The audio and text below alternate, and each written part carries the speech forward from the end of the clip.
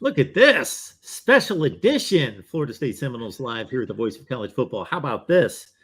You missed Logan yesterday. He was doing more important things, checking out the Seminoles' first day of practice. Therefore, we get Logan in here for a special edition FSU Seminoles live after one day of fall practice. Welcome into the Voice of College Football. Please leave those comments and questions there in the live chat. We will get them to Logan as we talk up FSU football for the next 45 minutes to an hour. Logan, what's going on?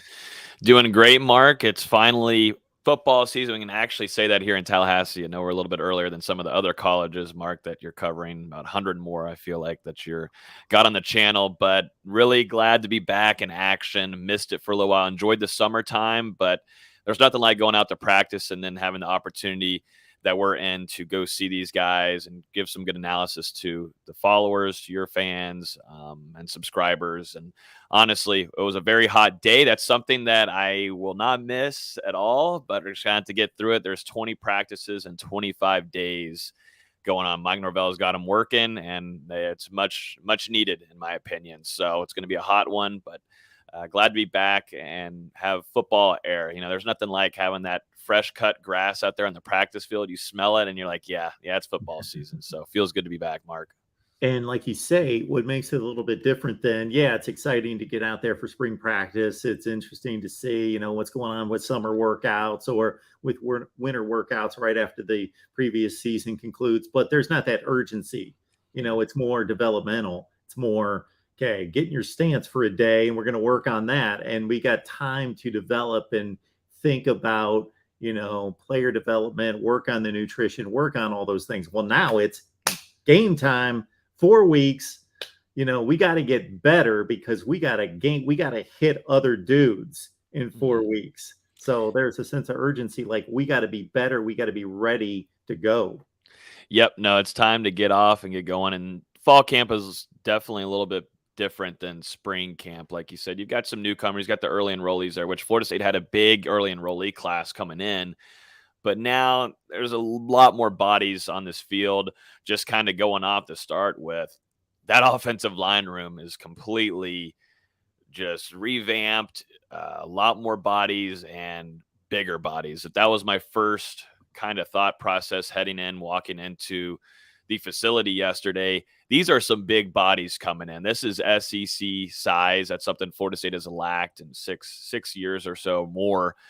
They have never had that kind of size at front, along with the depth. Florida State has built that. Coach Atkins and Coach Norvell did a really good job this offseason of making sure that they've built a base around their starting group. And now you've got a starting group that is going to compete. You've got a few guys that are going to try to jump in, a few transfers that are going to try to jump in and try to fight for playing time this upcoming season. You have Caden Lyles and Maurice Smith going at it at the center position. Maurice Smith being a veteran here at Florida State, but Caden Lyles coming from Wisconsin, looking to get a chance here to start here in the ACC on Florida State's offensive line. That's a battle that we'll continue to watch. And then you've got some other newcomers on this line, along with Turrentine, which is a guy that looks absolutely gigantic on the line. And then you got a few more other ones that I think Florida State really likes, along with Coach Atkins, with Dimitri Emmanuel. These guys are coming in size. They've got the experience, and that's something that Florida State was lacking last year. They were throwing out guys that were young and didn't have any college experience and put into positions that they had never even played before.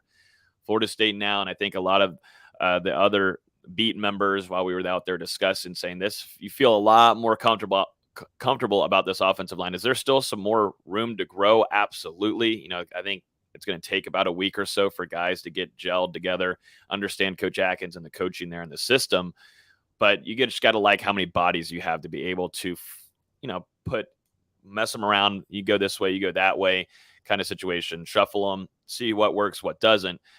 Just the first impression, though, these are some big guys coming in. That's something Florida State has needed big time. And protecting Jordan Travis, who is a guy that goes down frequently, the main focus, and definitely after what we saw in the spring and then yesterday, it's only one day, but Florida State has got to keep Jordan Travis healthy in 2022.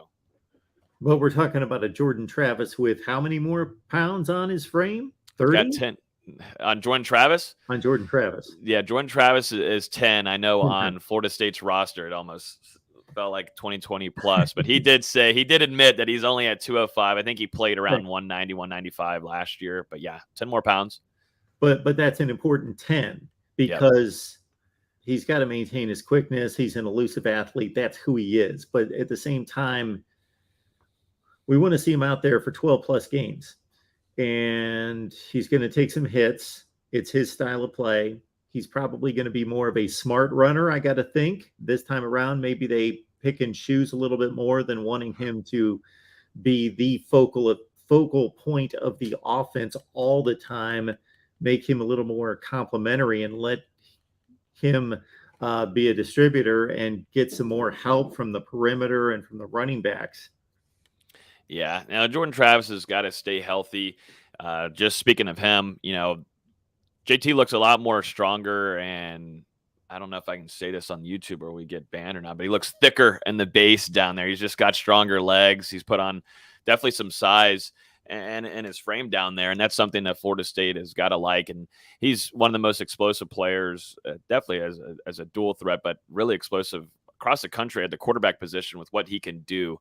Defenses have to be prepared for him, and keeping him healthy is going to be the big thing. And what we saw today, along with the spring, you're seeing the same thing. It's a trend now to where he's wanting to stay in that pocket a lot more.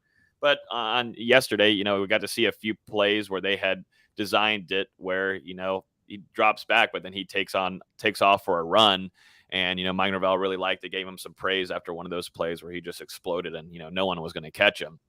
That's just Jordan Travis. Behind him, though, I'm worried. I don't think I think Florida State is going to. I've been preaching on this. I've been worried that Florida State is going to regret not going after. I mean, I'm sure they were, but then weren't able to land him at a transfer quarterback. Mark, I think that's something to be worried about heading into this season. Just knowing that what you saw last year with Jordan Travis going down frequently, and then you're not able to find a really true backup quarterback. I know you've got Tate Rodemaker. After that, I mean, you've got AJ Duffy, a true freshman, and then the rest are walk-ons.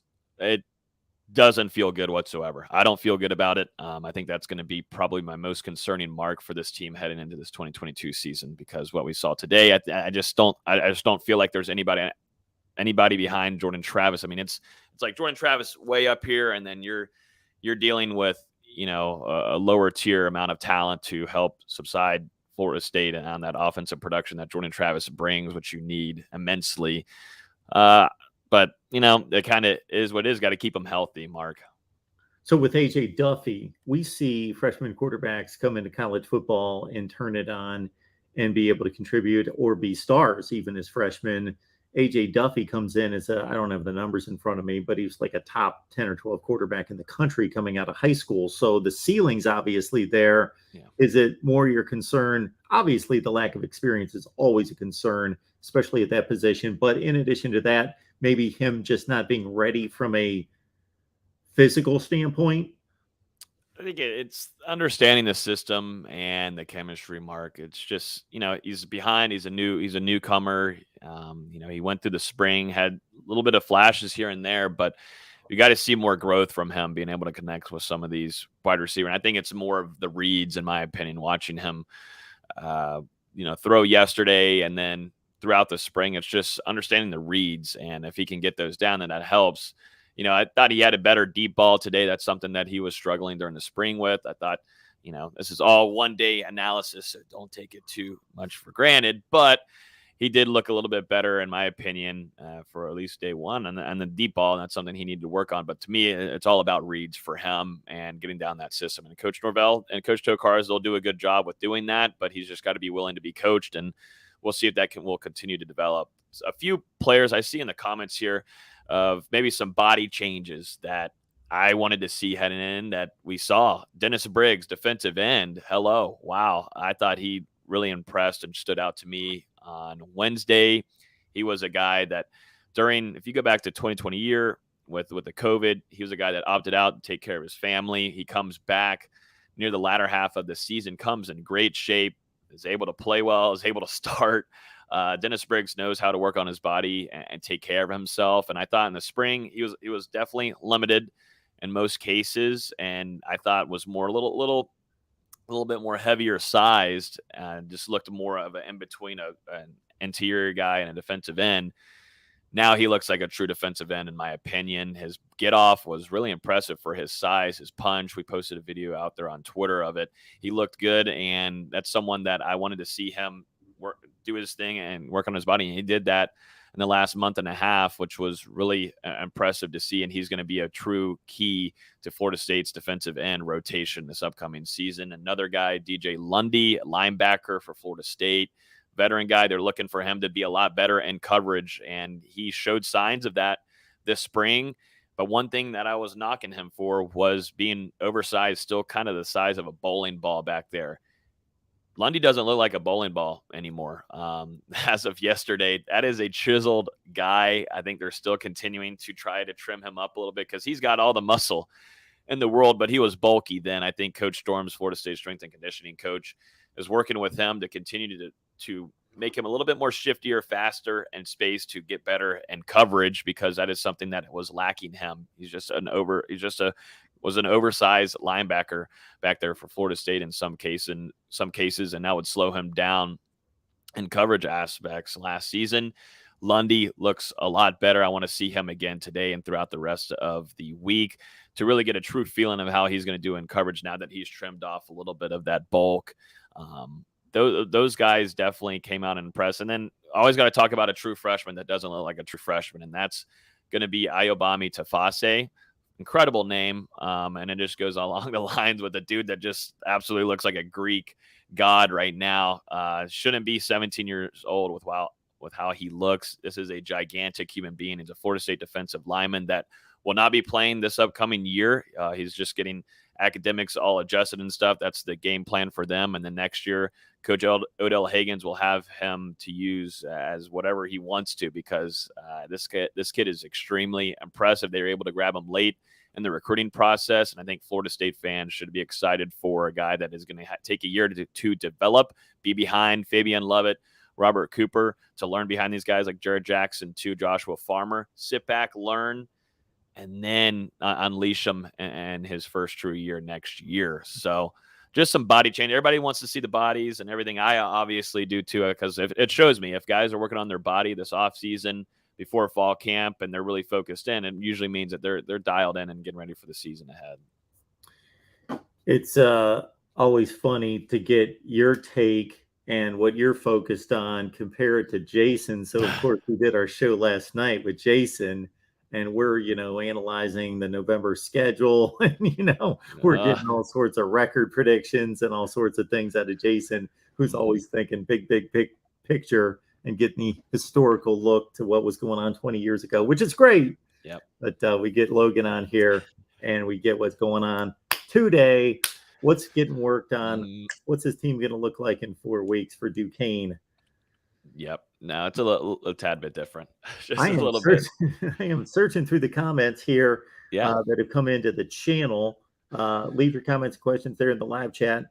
So what's coming this week is a lot of the typical comments and that sort of thing. So not a whole lot here, but Richard Peretti says, been a fan of Florida State football for 30 years. The negatives to me at this point are focus and being soft. You know where that would come from? I think you could say that maybe 2 years ago. Guys with missed tackles, guys that maybe didn't want to hit. It felt like that way. It was really more of the Taggart era.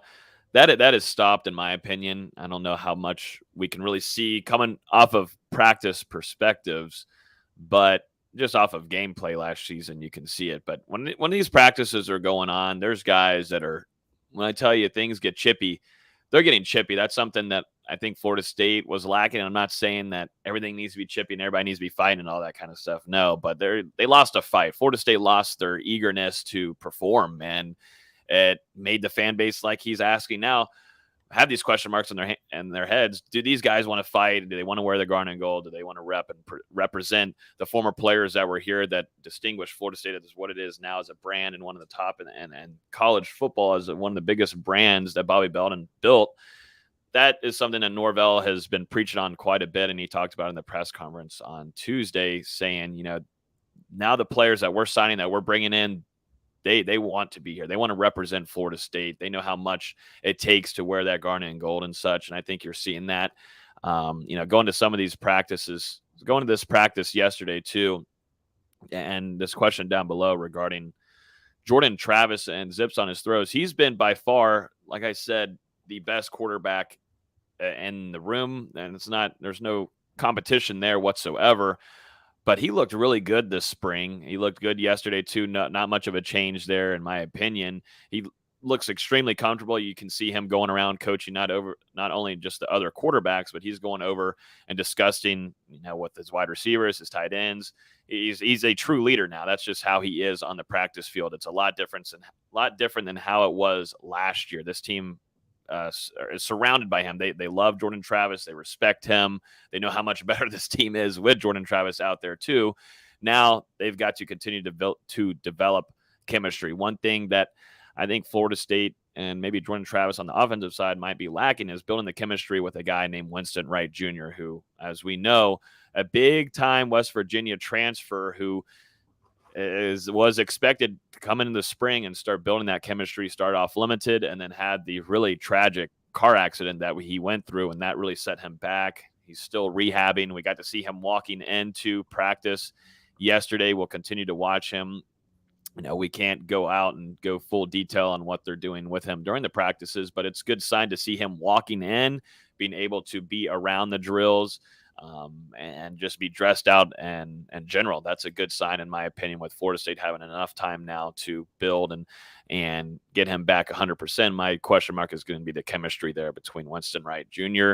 and Jordan Travis. And he will, I think, eventually, to me, just off of my analysis of him walking into the practice, I think he's at maybe a 75% mark right now. I think there's a good little bit of ways to go for him, but we'll see how things go. As just coming off of someone that's had knee surgery, ACL tear, I'm just seeing how he's walking coming in. Not saying that that's anything of what the injury he had, but just seeing him walking in and how the rehab process goes. It's going to take a little while, and I think the biggest thing is the chemistry between J. Trav and Winston Wright. If they can get that going before, I'm really thinking week 1 against LSU. How far away are you from your ACL surgery? Oh, we're since 2016, so at least 6 years, I'm guessing now. How long did that take for you to get all the way back? And are you all the way back? Or what's the difference between your ACL today and before the surgery? I'd say it probably took about 7 months, probably, for a full recovery, and then now I'm, back to squatting. Like I can push it as much as I want, which I always wanted to do. I do enjoy squatting, so that was a little worrisome whenever you're putting a good amount of plates on there and you're squatting. So back to 100% there, and then running is a big thing, and definitely for a wide receiver, and cutting and digging your cleats in like that, it's risky. It was more risky for me whenever I'd get back out there and I'd be cutting to get the feeling there rather than lifting weights, which seems crazy when you're putting on, 3 plates on each side. You feel a little bit more comfortable doing that than going out and going up for a ball and trying to depend on your leg to dig in and hold on. So Winston Wright Jr. could be a weapon for Florida State this upcoming season, but he's got to get better and keep doing the rehab like Coach Norvell is saying. Norvell said yesterday that he just enjoys that he's able to be out there around the practice, and it seems like that's a good sign. And Coach Dugan said yesterday on Tuesday, Mark, that he's been catching passes, and don't know if that's from the jug machine or if that's from J-Trav behind closed doors, what's going on, but at least there's a good sign there that Winston Wright Jr. is feeling good, and there's definitely some optimism you can see from his Twitter that things are going in the right direction. But Florida State would love to add him to that wide receiver room immensely going into this season. You're a weightlifting guy. You appreciate monsters, beasts that can just flat out, lift it, squat it, whatever. Did you see the Nick Chubb video from the other day? Yes, I did. The bar, I've never seen a bar bend that far. I think that was a designed bar. That was was like one of those, I forget what they're called. If it was like that, then someone needs to check that bar first if that was a real bar. But I think that was like a design one or whatever. But it almost feels like that's even harder to do because you've got swinging weights. It's not a still down weight bar. You've got swinging weights. So like if you're going down. I'm just trying to think of the movement. I don't know. It looks scary in my opinion. I feel like that's just injury prone, but that was crazy weight for a guy that has been lifting like nuts since his days at Georgia. Got Logan Robinson here. We're continuing a series where we are breaking down fall camp previews, kickoffs live. We did Penn State last night. We did Texas A&M earlier this week. And even though we talk Florida State football every Wednesday live with you at 6 o'clock Eastern time, wanted to reel in Logan for the first take on Florida State on the practice field for week 0 against Duquesne, August 27th. We've got some other ones coming up with Clemson, Notre Dame, LSU, and others as well. What's the latest, or is there a latest on Destin Hill? Nothing on Destin. I think that's the big question going into this camp, and it would have been an answer about 2 weeks ago. But Destin Hill won't be arriving. I think that is completely shot over, and that's all she wrote for that. There was optimism before fall camp that would happen, but I think that's kind of sealed, done, and delivered, and it's no longer, it's thrown into the fire. But Florida State, I think, likes what they have in that wide receiver room. Like we said, definitely if Winston Wright Jr. can get clicked in and things are good to go and he's 100%, Florida State likes that wide receiver room with Jordan Travis passing to them. The production last year was really bad. I don't think any player has been able to get over 400 yards. Under Norvell's tenure, that's got to change. That is something Florida State had to do yesterday, being able to see Micah Pittman back in action, Johnny Wilson. I will say my surprise guy from yesterday during fall camp, Mark, I hadn't talked about him a whole ton because I've been projecting him to be a guy maybe next year to be in the production. Deuce Spann, transfer wide receiver there, played originally really quarterback, comes in now to be a weapon in the wide receiver room. Deuce Spann, I thought, surprised me a little bit, just the way that he stood out yesterday. Came in still looking in crazy shape. He's just one of those specimens that, I think some Florida State staff members are salivating on what they can do with this guy. He made a really good catch, deep ball, and one-on-ones down the field. He did a little bit of that during the spring, but he was really more consistent yesterday. He had a really nice one-on-one grab for about 40, 45 yards with the DB with good coverage on him too. Brought that down. Mike Norvell and Ron Dugans really liked what they saw from him. And then we go back and finish off the practice with team drills. So you've got first team, second team, they're all going at it both offensively and defensively to finish off the practice of day one. And Deuce Spann off the sideline over here, right on us on the sideline, comes in with a grab, one-handed grab, brings it in, acrobatic catch. I think, keeps a foot in. Acrobatic catch, almost absolutely obliterates me, but I had to see if the ball was coming. I got to see if he's catching it, Mark. We got to do the real analysis here. So I was willing to risk it for the biscuit to give you some good stuff, Mark. But he brought it in, curled it over, and was able to get on his back. So he keeps the ball in his hand, and one-handed snag there from Deuce Spann. And I would got to say that is someone that I will be keeping an eye on today and going in through the rest of the week. That is a surprise. There's always going to be someone in fall camp that will surprise you. They do it in the spring. There's always one or two guys, and there'll be someone in fall camp. It's only one day, Mark, but watch out, maybe Deuce Spann. I remember those days of being on the sideline for 7 years in the SEC, and you'd have those couple times a game when somebody be headed your way, or they'd run a sweep, and boom, they're coming toward the sideline, and you'd have to figure, okay, no, I can hold my ground, and they're going to go in this direction, or all of a sudden, boom, you got to bail. So you held your ground. Yeah, I did. There was another play ahead of me though, and I believe it was Jackson West, tight end, a good bit bigger than me, I will say, absolutely. And that one did make me move a little bit more. That one made me move quite a bit faster than anything, because I think he was being covered by a linebacker there, and I just have no shot. I have no shot whatsoever going through there. And I don't think day one, I don't think it should be a good idea to get absolutely nailed and rocked. But for that one, I had to see the catch, though. I had to see the catch and see if Deuce brought it down, because he had started off the first day really impressed with that one-on-one grab down the field for that 50-yard gain. This one I had to see if he brought in. Deuce Spann as someone to maybe keep an eye on. I think your most consistent wide receiver out of the day, though, was Ontario Wilson. Pokey Wilson. He was just the most consistent. He's one of the biggest veterans out there, maybe outside of Keyshawn Helton. He's a guy that was Florida State's most productive guy, wide receiver, going into last year. You got him back now. Going into this year, put on another 10 pounds. Coach Norvell told us on Tuesday.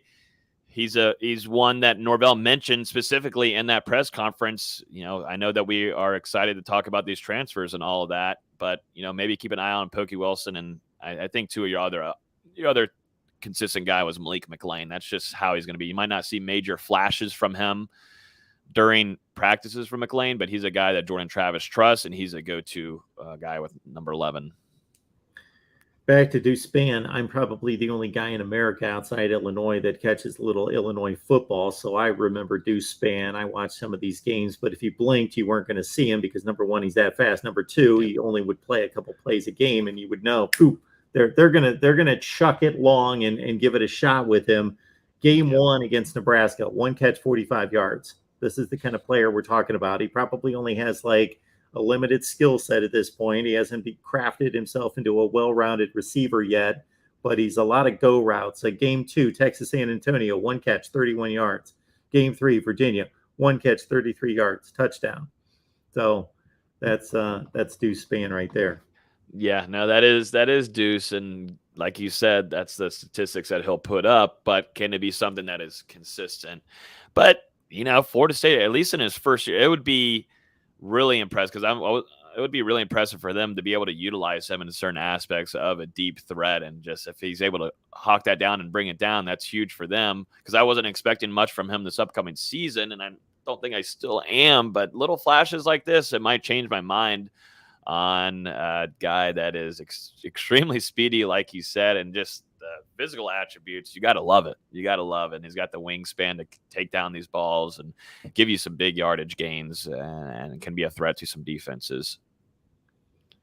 So Logan VJ here is saying, with head coach Mike Norvell going to be the play caller on offense, do you think he will open up the playbook some more with a more experienced JT and more weapons? With Florida State and Mike Norvell and what they're going to want to do this season, I know that you've got co-offensive coordinator Atkins in the game here, but there's also a lot of questions about, what is this going to be with Atkins' offense? This is now specifically Mike Norvell's offense. If you go back to last year, he was mixing it in with Kenny Dillingham too. I know a lot of the game prep was under Coach Dillingham also. The play calling was mixed between Norvell and Dillingham. Now this is fully on Norvell, something that he did back there at Memphis. VJ, I think this team and what Florida State wants to do on offense is going to be widen up things a little bit more. They're still going to focus on that run game because they have a really good running back room this upcoming season, and they're hoping to have that more experience on the offensive line running the ball. I mean, you look at Trey Benson, you're looking at Treshaun Ward, Lawrence Toafili, you got even Rodney Hill back there. And then you've got CJ Campbell, who's had a really big flash, a walk-on running back from this last spring that really, really did well. Florida State's going to still focus on that run game room because I feel like that's going to be their safe route to go. But at some point, you just can't do that 24/7 nonstop. You got to spread out your offense. Definitely when you have Jordan Travis at the helm and utilize his legs, you got to try to go to a wide receiver. And so Florida State is going to try to do that. I'm really worried, though. I'll be honest with you, at the tight end room position. I don't think that's something that is going to be productive again for Florida State, and that absolutely sucks. It goes back to recruiting. I know you bring in Jarrell Powers, a true freshman tight end who looks really impressive. I think he's the second heaviest tight end over Cameron McDonald already and looked really good. I thought it was Cameron McDonald walking in, but that was a true freshman. The tight end room is something that I don't think Florida State's going to pose a threat to defenses this upcoming season, and I think that absolutely sucks because Mike Norvell was able to do that really well over there at Memphis. What is going on here at Tallahassee? Why can't they do that here? And you revamp the wide receiver room. There should be, like you're asking here, VJ, there should be more options now for Florida State to go and attack. There's a reason why they did so well in the transfer portal and the wide receiver room, and definitely even in the offensive line room to build some holes there for those running backs to get through. I think you build success first in that run game, things will open up on the outside, and Jordan Travis is continuing to be a better pocket passer and be a threat there at the quarterback helm. Got about 90 folks on the line. Please consider that you've missed most of the show. So once we get done here, head on back and catch what you missed. And certainly understand a lot of topics you bring up. We probably already hit on. So a lot of players are being thrown out there that Logan's already hit on as well in terms of their development and what he sees out of them coming up here in the next few weeks. Headed toward Duquesne, coming to Tallahassee on August 27th. Everybody's talking about, of course, LSU the next Sunday night. Yeah, there's a question I know in here with Dallas. I think I kind of mentioned it there a little bit, but I think there was a lot of mix between Dillingham last year because Mike Norvell gave him a good amount of keys to this offense last year, and Norvell obviously being the primary guy. Now Dillingham is going over there with Dan Lanning, going to get a crazy opportunity over there, up there in Oregon. And now it's back to Norvell and what he did at Memphis. I like this more. I think there was a little bit more.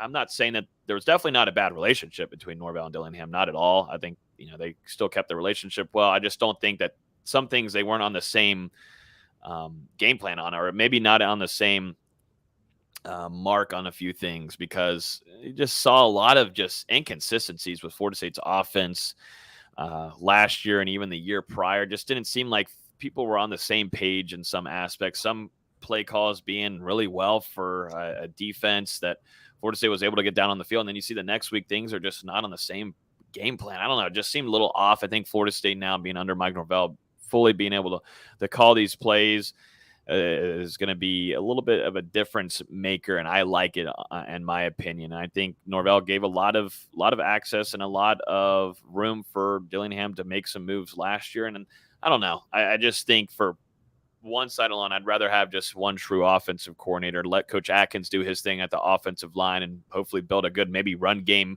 plan every week, but let Norvell navigate and build an offensive game plan for these defenses, which he's done best and made him one really successful there at Memphis and the AAC conference.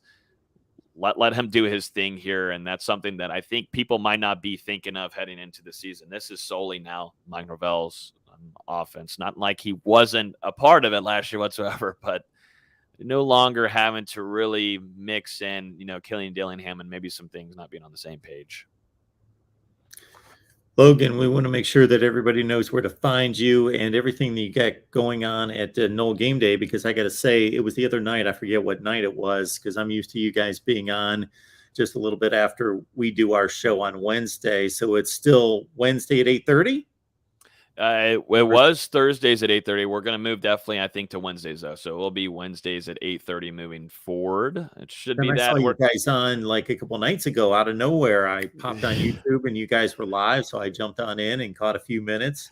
Yep, I think we're actually going to move a little bit earlier now, Wednesdays at 7 p.m. We're trying to adjust to get ready for the season ahead, because I don't want to, Mark really well. You don't want to get a preview out and then post it on Friday, and then there's a game on Saturday. I want to have a couple days for people to actually listen to the preview. So I think on Wednesdays around 7 o'clock, we'll be going live now to cover the rest of fall camp, and then we'll be going into game prep and season preview in a couple of weeks now. Feels good to be back, though. I got to say, it feels amazing. Nice. Yeah, no, I mean, definitely like Brian's saying. And Brian, you got to give us some nicer comments after that last one. I responded to you. You said that I was talking too much in the last comments. I thought that's what we're supposed to do. I thought that's what Mark wants us to do. But yes, we're going to take a moment of silence here. I think that's what happens here. We talk. I think that's what this show is all about. I don't think they really want to look at us as much. I don't think that we're too ugly of looking, but I think we're here just to mainly talk. But yes, Coach Atkins, he has that role. He got the reason he got promoted that so Florida State can keep him in Tallahassee. But this is all Mike Norvell's offense. It's going to be fully called by Mike Norvell. Atkins is in there to do number one, which he's done really well, is coach, and number two, probably up there with coaching is recruiting. He's done very well on that front, probably on the recruiting front more than anything, keeping him in Tallahassee. So that's why he's promoted to that co-offensive coordinator spot, Mark. But yeah, a good first day. I'm sure that we'll hop back on here and do maybe a week recap eventually next week, where we'll have a lot more to maybe dial in and give some more intel. But first day, good day. It's hot out there. I will say, I think some guys got a wake-up call. It is very, very hot out there. They have these little incubators, Mark, where you can go in. They're like big old boxes that you can Yeah. go in, kind of like you see on the back of like shipment trucks. I mean, just huge. And there's benches in there, and it's probably like 40 degrees in there, and guys are in there enjoying it because it is absolutely dreadful hot out there right Yeah. now. It's hot everywhere, but that's Florida heat. Yep. And it's So, good for conditioning though. Good for uh-huh. conditioning. If you guys need it, I will say, if you guys got to get used to it. My gut could use it right now. I got to lose about 2 inches off the gut right now. I need to do that. You're good. Hey, we're good. But we are getting close to back to bulking season, so we can get back to eating. Hey, Brian gave us a nice comment though. He said it was just one of those days. We all have those kind of days, so appreciate though Brian hopping on Absolutely. here. We always have one of those days. Absolutely. So everybody can catch you on Discord, of course. How do you get there? You can grab us on Discord if you go to our YouTube page. It's just Knoll Game Day. And if you go click on a video and you go down in the description, you can join for free. We're in there discussing a lot of recruiting. I guess we can mention this real quick too. Brock Glenn, high profile Florida State target at quarterback, announced just about an hour ago that he is going to make his decision on Saturday at 3 p.m. Central Time, so 4 p.m. Eastern Time for most Florida State fans here in attendance. This is a big time one for Florida State. It's really a battle, in my opinion, between Ohio State and the Seminoles. We're going to see here. You lose Chris Parson, and I know that fans were, I wouldn't say pushing them out. I think the family did that on their own, kind of pushing their own selves out of the equation and going and decommitting from Florida State. But you look over now to Brock Glenn, you've got to secure this commitment, Mark. This is something that Florida State has to do. And Coach Tokars and Mike Norvell have done a phenomenal job in this recruitment. But Ohio State is Ohio State. You know, they've had a great pedigree of bringing guys in, and it's all going to depend on who they're bringing in this class too, and how much focus they truly are at recruiting Brock Glenn. You know, right now I feel like Florida State's in a good spot. I'm not willing to make a prediction on this one yet, like I was with Lucas Simmons, until we hear a little bit more. But this is going to happen on Saturday, Mark. Florida State cannot go and you lose Chris Parson here. And like I said, this was more of the Chris Parson camp doing that to themselves. It wasn't Florida State saying, pushing them out or anything. I know the fan base kind of had their ups and downs with that. And, you know, the dad was all up in arms in certain ways, just kind of embarrassing the camp there. Florida State wanted to keep Chris Parson. They wanted to keep Chris Parson in the fold, but the family maybe wasn't in the same thoughts process there of bringing two quarterbacks, but Florida State has to bring two quarterbacks in this class. And now you're struggling with maybe even just bringing one. Florida State's got to figure out a way to get Glenn in here on Saturday. So we'll have full coverage of that. And I'm sure that we'll have maybe an instant reaction or something with Mark here, because would be a major pickup for FSU. I just checked out Ohio State's list for 2023 because right now they've got the number one class in the country, but they picked up the number one quarterback for 2024, Raiola, but they've got no quarterbacks committed. So they're in a situation where even though they've got a stacked class, they have 19 hard commits, so they only have so many spots left. And I got to think that everybody wants at least one quarterback per class. So that's going to be interesting to see. Now, Brian's telling us that Ohio State is going in another direction because the most of the crystal ball indicators are going Glenn to Florida State. So that's good news.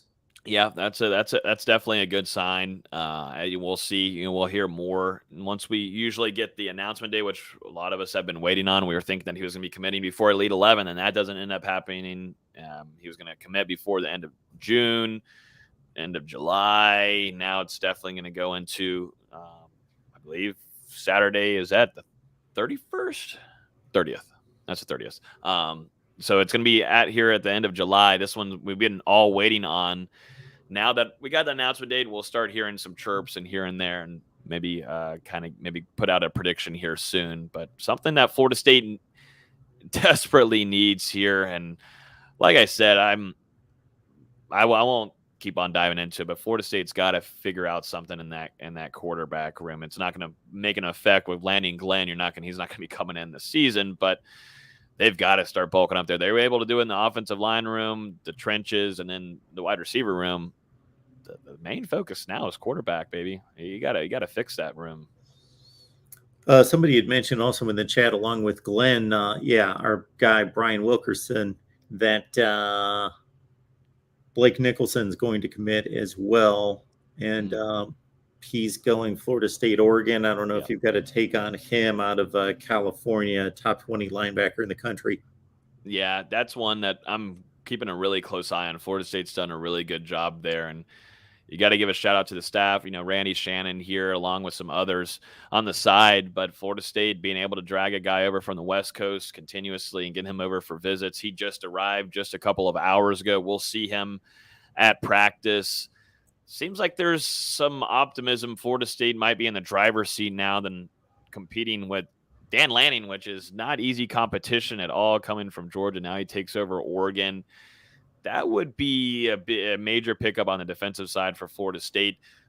There's optimism here, and I think still Oregon's a big-time play.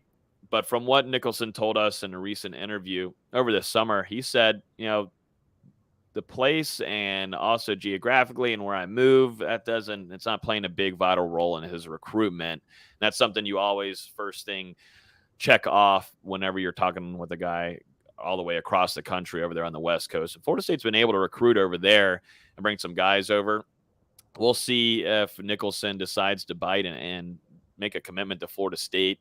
Someone that, I'm going to wait along with Glenn to make a prediction on, because I think it's a really close battle between Oregon and FSU, and then Ohio State and FSU. I think Florida State fans, if we're not getting any kind of chirps and maybe not able to put in a prediction, it's going to be a little bit of a sweaty Saturday for some FSU fans waiting to hear on this commitment from Glenn alone, and we'll see. I know, too, Lucas Simmons has done a really good job getting into his ear. He told us in a really good interview with Dustin, our editor-in-chief at Noel Game Day, saying he has made it a big-time focus once he committed to Florida State to go right after Brock Glenn. And I know there's a few others after him, like Roderick Kearney, too. These offensive linemen, these are high-profile offensive linemen that Florida State hasn't been able to use at their disposal to help recruit now, Mark. Now you've got that. You've got these big-time offensive linemen to go say, hey, I want you as to be my quarterback. I'm here to protect you. Let's build a future here. That's something that you've got to feel optimistic about, at least on that front, if you're an FSU fan. It's a little bit of a change here in Tallahassee on that front. Folks, we got a huge day working here at the Voice of College Football. We've already had Phil Steele on live. Check that out earlier. Live stream along with Talk on Michigan and Arkansas. We got this special edition with Logan. We appreciate Logan being here for some Florida State football talk that we usually do on Wednesday at 6 p.m. Eastern time. So lock in on that. Later today, we got Ohio State coming up in just a few minutes, a call-in show in Miami tonight. So Logan, we know that you're hustling, trying to get to practice, write articles, do all the things that you do at Noel Game Day. So thanks for taking some time out. Thank you, Mark, as always. Appreciate you. Hopefully we'll have maybe a good news piece to go out on Saturday with Florida State, hopefully landing Brock Glenn. We'll see. Fingers crossed. But appreciate you, Mark, always. Yeah, hit me up if you've got 10 minutes, and we'll see if we can make it work. Absolutely. Sounds Thanks, good Logan. to me. Appreciate it, man. Yes, sir. For everybody else, we're talking Buckeyes over on the Ohio State channel in just about 5 to 10 minutes. See you then.